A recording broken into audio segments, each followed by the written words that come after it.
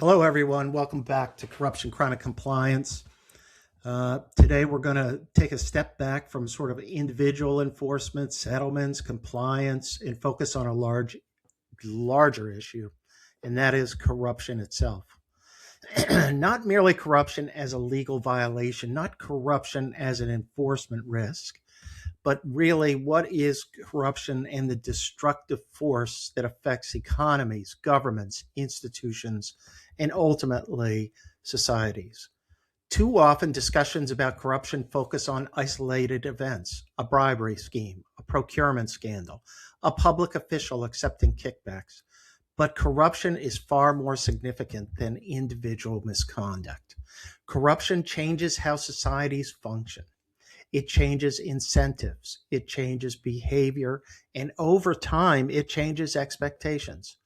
The World Bank estimates that corruption costs the global economy trillions of dollars each year. But the true cost is far greater than just a financial estimate or capturing some calculation of financial harm. Let's begin first with the economic consequences and how corruption fundamentally distorts markets. Markets operate efficiently when decisions are based on competition, merit, quality, innovation, and value. Corruption replaces these factors with influence, favoritism, and access. Government contracts are awarded not to the most qualified bidder, but to the best connected bidder. Infrastructure projects become vehicles for personal enrichment. Public funds intended for hospitals, schools, and transportation disappear into private accounts. The result is predictable. Costs increase, quality declines, economic growth slows, investment decreases, and citizens receive fewer public services despite paying more. Foreign investors understand these risks.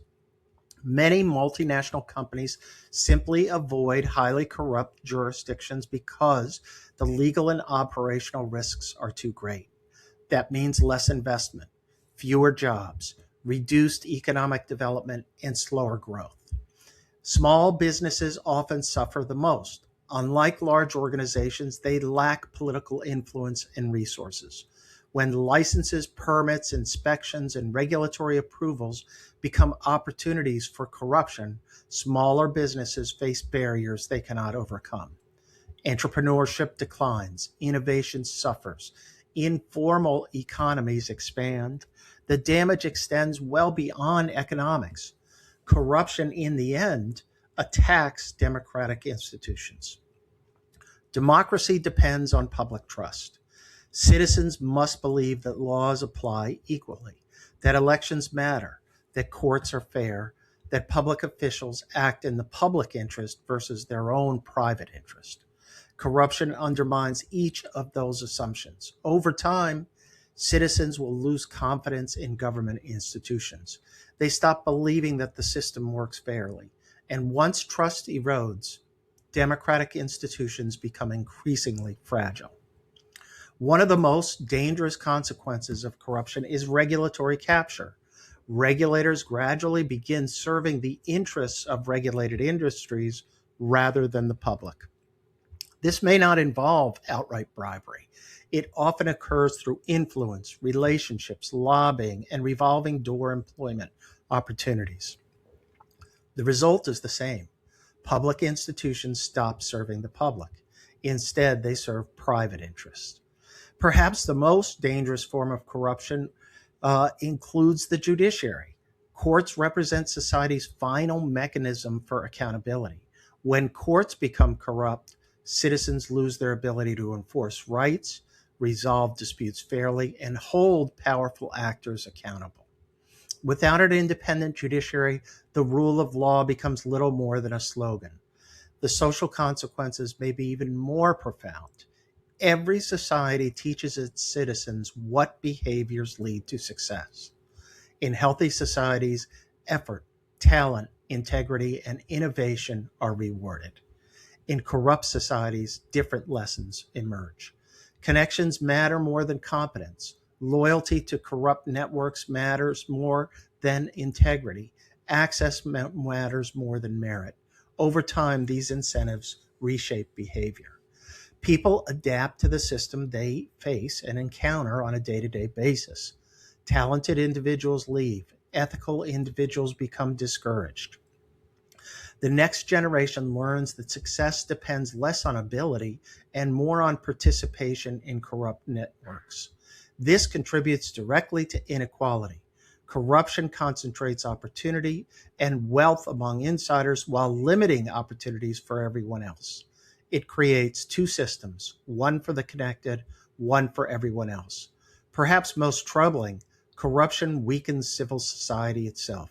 Journalists, academics, advocacy organizations, independent watchdogs.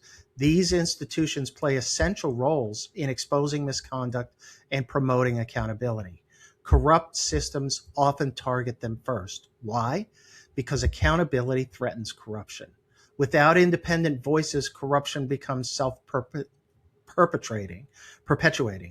That is why anti-corruption compliance matters. When organizations conduct due diligence, implement internal controls, investigate allegations, train employees, and promote ethical cultures, they are doing more than reducing legal risk. They are reinforcing principles that support functioning markets, democratic institutions, and the rule of law. Corruption is adaptive. It evolves. It becomes more sophisticated. And now we face where technology is creating new opportunities for corruption. Political instability creates new vulnerabilities. Globalization creates new complexities. But the fundamental challenge remains unchanged. Corruption flourishes when accountability weakens.